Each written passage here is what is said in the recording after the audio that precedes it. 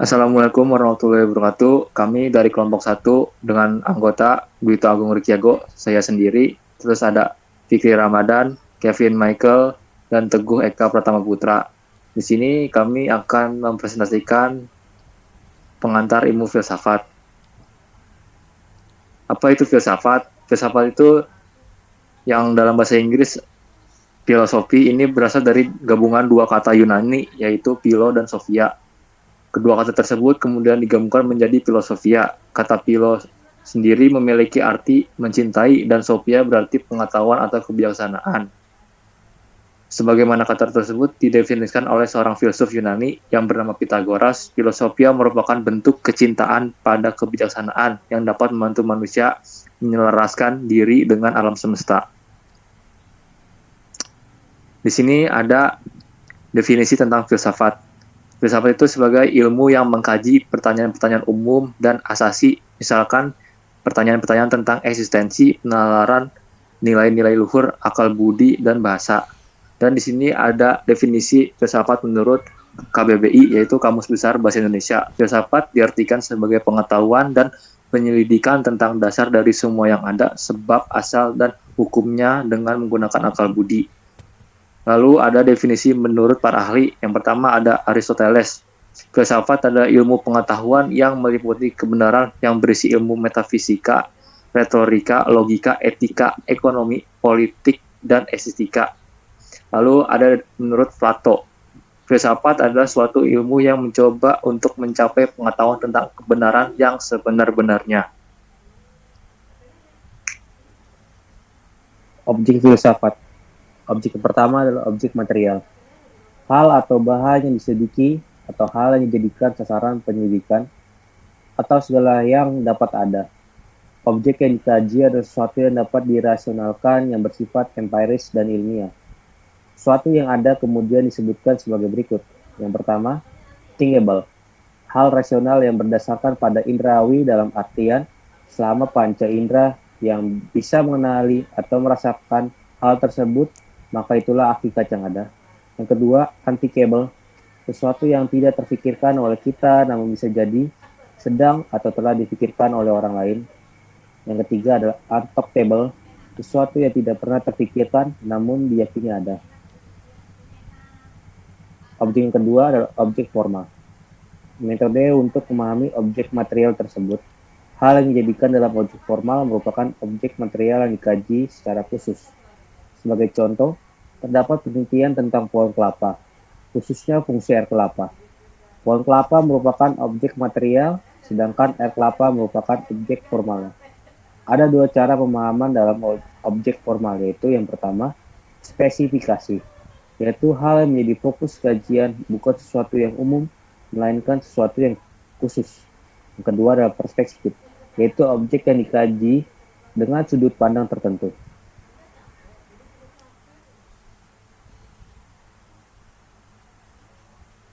Metode filsafat.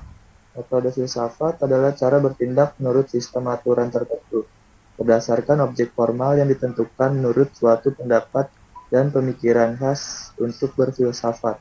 Mudahnya, metode filsafat adalah panduan dan cara berpikir untuk berfilsafat.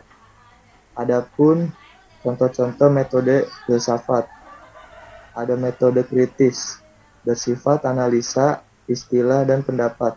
Kemudian disistematiskan dalam hermeneutika atau interpretasi asas-asas metodologis yang menjelaskan keyakinan dan berbagai pertentangannya dengan jalan bertanya atau berdialog, membedakan, membersihkan, menyisikan, dan menolak yang akhirnya ditemukan hakikat.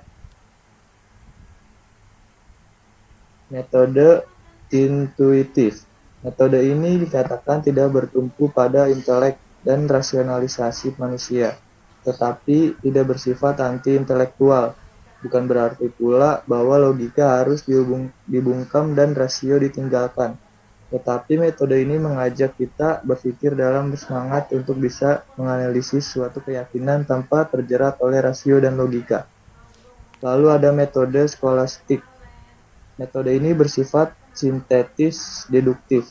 dengan bertitik tolak dari definisi-definisi atau prinsip-prinsip yang jelas dengan sendirinya, ditarik kesimpulan-kesimpulan. Lalu ada metode geometris, dilakukan dengan analisis mengenai hal-hal yang kompleks untuk dicapai intuisi terhadap hakikat-hakikat sederhana. Kemudian dideduksi secara matematis segala pengertian lainnya. Lalu ada metode empiris, merupakan pengalaman yang menyajikan kebenaran. Artinya, sebuah pengertian atau ide akan menghasilkan pengetahuan jika bersumber dari pengalaman. Lalu ada metode transendental. Intinya, metode ini menerima nilai objektif ilmu-ilmu positif, sebab terbukti telah menghasilkan kemajuan hidup sehari-hari. Ia juga menerima nilai subjektif, agama, dan moral, sebab memberikan kemajuan dan kebahagiaan. Lalu ada metode fenomenologi. Metode ini melihat suatu dengan objektif, tanpa melihat sisi subjektifnya, seperti kepentingan, perasaan, atau tekanan sosial. Bayangkan bagaimana rasa penasaran seorang anak kecil yang belum mengerti apa-apa ketika menemukan hal baru. Ia akan mengobservasinya dan melakukan apapun untuk secara tidak sadar mempelajari dan mengenalnya. Lalu ada metode dialektis, dilakukan dengan mengikuti dinamika pikiran berbasis peristiwa di alam semesta dan berdasarkan pada dialektika, tesis, antitesis, dan sintesis untuk mencapai hakikat kenyataan. Lalu ada metode non-positivis. Kenyataan dipahami menurut hakikatnya dengan menggunakan aturan-aturan seperti berlaku pada ilmu pengetahuan positif. Lalu ada metode analitik bahasa. Metode yang khusus dalam filsafat dengan cara menguji ungkapan-ungkapan yang digunakan berdasarkan analisis bahasa dengan tujuan untuk mencapai kebenaran yang hakiki. Selanjutnya di sini ada ciri-ciri filsafat. Yang pertama, universal. Memiliki pemikiran luas dan bukan hanya beberapa aspek, berarti tidak hanya fokus pada satu aspek saja, melainkan banyak aspek. Yang kedua, ada radikal atau mendasar. Berpikir secara mendalam sampai ke akar-akarnya atau sampai pada tingkat esensi yang sedalam-dalamnya. Yang ketiga, ada sistematis, mengikuti pola atau metode berpikir yang runtut dan logis meskipun spekulatif. Asal dan peranan filsafat. Asal filsafat. Ada 3 hal yang mendorong manusia untuk berfilsafat, yaitu yang pertama keheranan. Banyak filsuf menunjukkan rasa heran, atau dalam bahasa Yunaninya, taumasia, sebagai asal filsafat. Plato misalnya mengatakan, mata kita memberi bintang-bintang, matahari, dan langit. Pengamatan ini memberi dorongan untuk menyelidiki. Dari penyelidikan ini berasal filsafat. 2. Kesangsian. Filsuf-filsuf lain menunjukkan kesangsian sebagai sumber utama pemikiran. Manusia heran, tetapi kemudian ia ragu-ragu. Yang ketiga, kesadaran akan keterbatasan. Manusia merasa bahwa ia sangat terbatas dan terikat terutama pada waktu mengalami penderitaan atau kegagalan. Dengan kesadaran akan keterbatasan dirinya, manusia mulai berfilsafat. Ia mulai memikirkan bahwa di luar manusia yang terbatas pasti ada sesuatu yang tidak terbatas. Peranan filsafat. Filsafat telah memerankan sedikitnya 3 peranan utama dalam sejarah pemikiran manusia.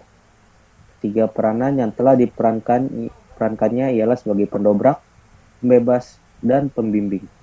Sesuatu yang ada kemudian disebutkan sebagai berikut. Yang pertama, pendobrak. Berabad-abad lamanya, intelektualitas manusia tertawan dalam penjara, tradisi, dan kebiasaan.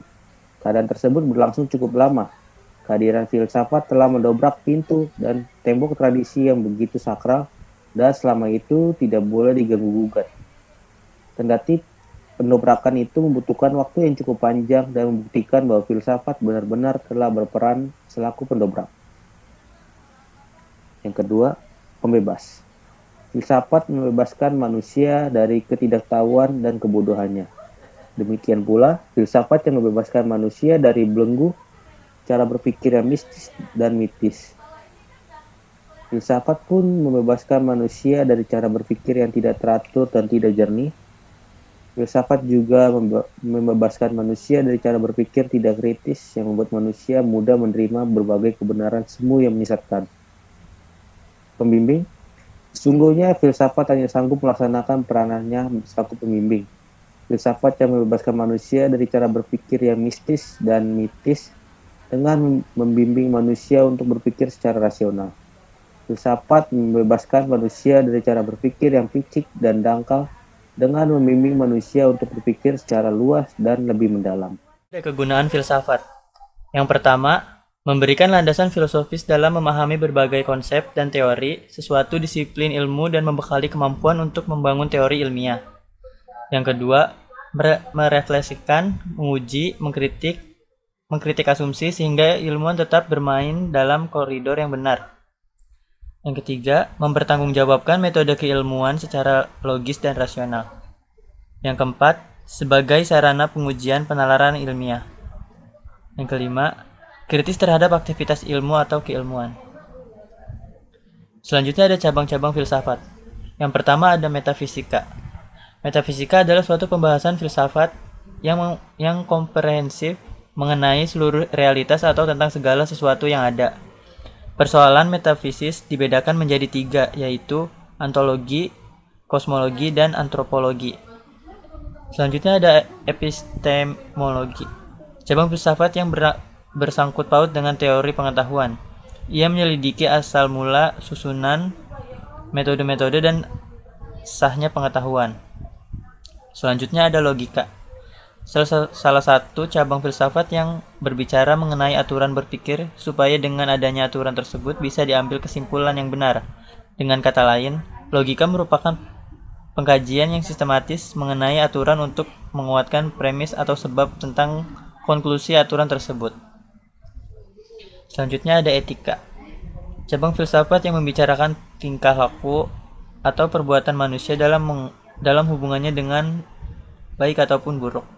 Etika dalam kajian filsafatnya dapat diberi arti sebagai tata krama dan sopan santun yang lahir dari pemahaman perbuatan yang baik dan buruk serta sebuah tata aturan yang berlaku dalam masyarakat yang menjadi sebuah kebudayaan yang wajib untuk taat dipatuhi.